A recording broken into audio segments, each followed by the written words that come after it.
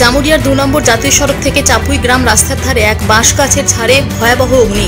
সন্ধ্যার পর রাত্রে না ঢুকতে এমনই চিত্র দেখা গেল। গ্রামের অদূরেই একটি বাঁশের ঝোপে এই আগুন লাগে এবং মুহূর্তে আগুনটি ভয়াবহ রূপ নেয়।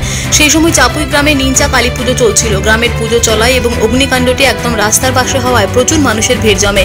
ঘটনাস্থলে জামুরিয়া থানার অন্তর্গত শ্রীপুর ফাঁড়ির পুলিশ তৎপরতার সাথে এবং আসানসোল দমকল বাহিনীকে খবর দেয় এবং দমকলের একটি ইঞ্জিন ঘটনাস্থলে এসে দ্রুত আগুন নেভায়। যদিও সেরকম বড় ধরনের কোনো রকম ঘটনা ঘটেনি বলে পুলিশ সূত্রের খবর। এবং কে বা কারা এই আগুন লাগালো সেই তদন্তে পুলিশ। দেখছি যে এখানে আগুন লেগে আছে, কি কারণে লেগেছে আমি জানি না। 15 মিনিট ধরে আগুন চলছে।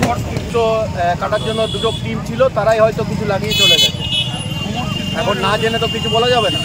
পাশে এত বড় মেলা চলছে, এত বড় আগুন জ্বলছে, তাহলে দুষ্টবিদ্যা করে কে করেছে? বদমাইশ লোক, তাই তো? হ্যাঁ, এই তো ফায়ার রানিং এ ফোন করেছি, খান সাহেবকে ফোন করেছি, তো ওরা আসছে, খুব শীঘ্রই বেরিয়েছে। জামুরিয়া থেকে সত্যেন মুখোপাধ্যায়ের রিপোর্ট, টিভি নিউজ 10।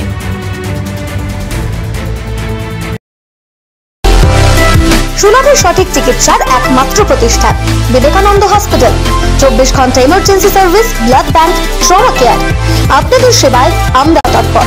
গুণমান ও পরিষেবায় দুর্গাপুর বিধাননগরের ডক্টর জাকির হোসেন এভিনিউর বিবেকানন্দ হসপিটাল শিল্পাঞ্চলের মানুষের মন জয় করেছে।